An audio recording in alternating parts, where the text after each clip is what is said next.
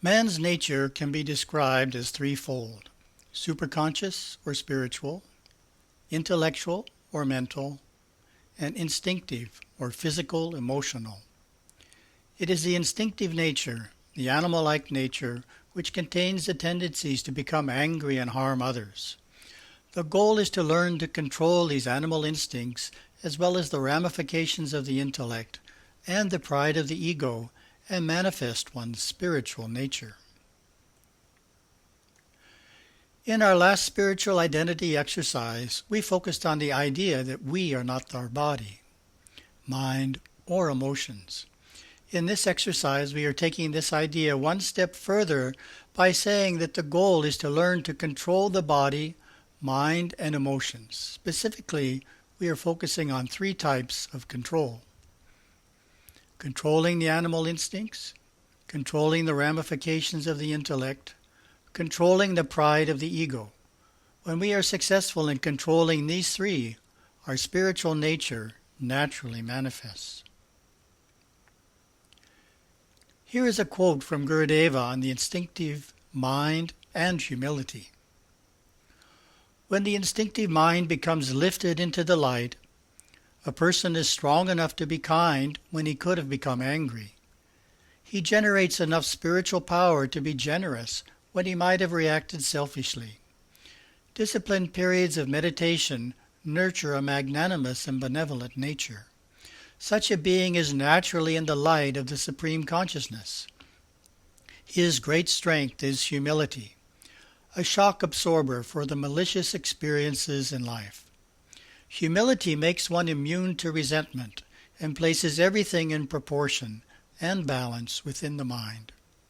A person lacking in humility does not give the appearance of being firmly rooted and poised within himself. At the other extreme, the arrogant person who lives in the shadows of the mind presents a pitiful picture of insecurity and incompleteness.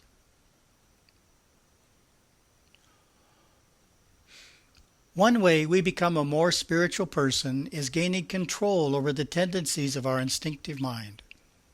The instinctive mind comes along with having a physical body. If we didn't have a physical body, we wouldn't have an instinctive mind. It comes along with it. You can't get one without the other. It's a package deal. If you want to be on earth to unfold spiritually, you have to work through the animal instincts that come along with the physical body and gain better control over them. Each of the 10 yamas gives us a different tendency of the instinctive mind to restrain. Therefore, they are invaluable tools in helping someone on the spiritual path gain better control over the instinctive nature. Looking at each of the 10 yamas and the instinct which it helps restrain would take far too much time and is worthy of a number of classes in itself. So we have chosen just one yama, which is an easy one to relate to, which is moderate appetite, mitahara. The instinctive tendency we are focusing on harnessing is the tendency to eat too much, as well as foods that are not good for our health. Gurudeva states, mitahara is a restraint that we must all obey, and which is one of the most difficult. However, gaining control over our appetite helps us have greater control over all the other instinctive tendencies. So, in making progress with this yama, we also progress in all the others as well. Gurudeva's last point is an important one. Gaining control over our appetite helps us have greater control over all the other instinctive tendencies. This highlights the fact that controlling our appetite is a very worthwhile endeavor, as it automatically increases our control over all other instincts. A simple way to increase our control over our appetite is by fasting on a regular basis, such as on pradosha days. Another is to avoid the tendency to overcome the emotion of unhappiness by overeating and develop a new habit to replace it, such as going to the temple to attend puja to transform unhappiness to happiness. Let's turn now to the second point of controlling the ramifications of the intellect.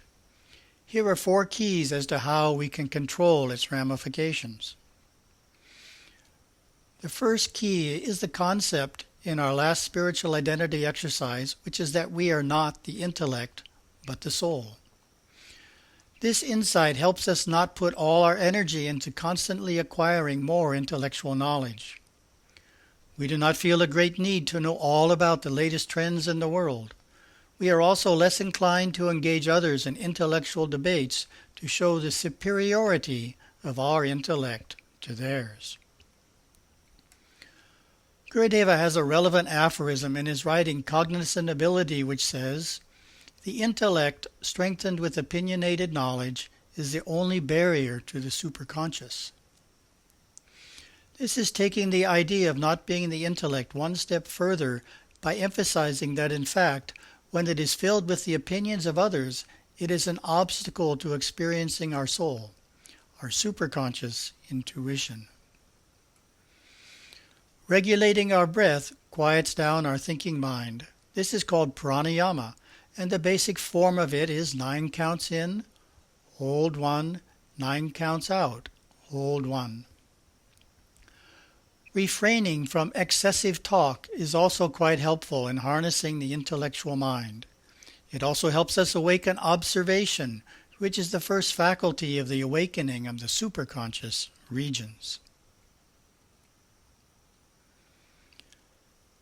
In our Guru Parampara, one of Chelapa Swami's great sayings is Nam Aryom, which means we do not know.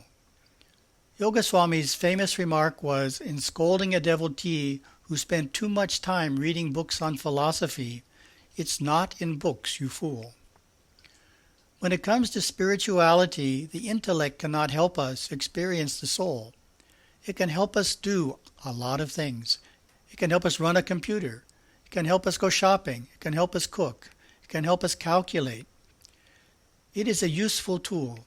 It is not that the intellect is not good. It just does not have any place when it comes to experiencing our soul. It can be the barrier. Said another way, the goal is to make the intellect a tool of the soul, subservient to the soul, rather than dominant over it.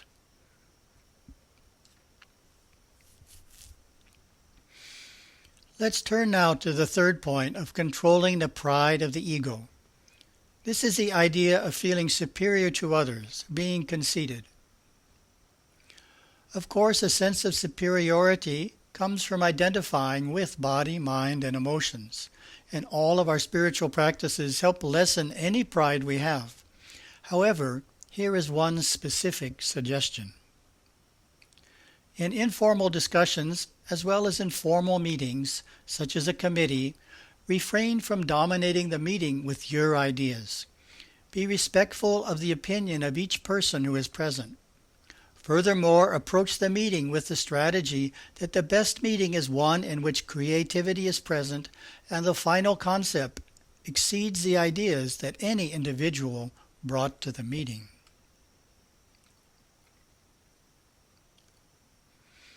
For the first few minutes of wandering, watch your intellect think and notice particularly how active it is. Then sit and for a few minutes regulate your breath by breathing 9 counts in, hold 1, 9 counts out, hold 1. Keep your eyes open during this breathing exercise. Then again focus on your intellect and see how much the thought activity has slowed down.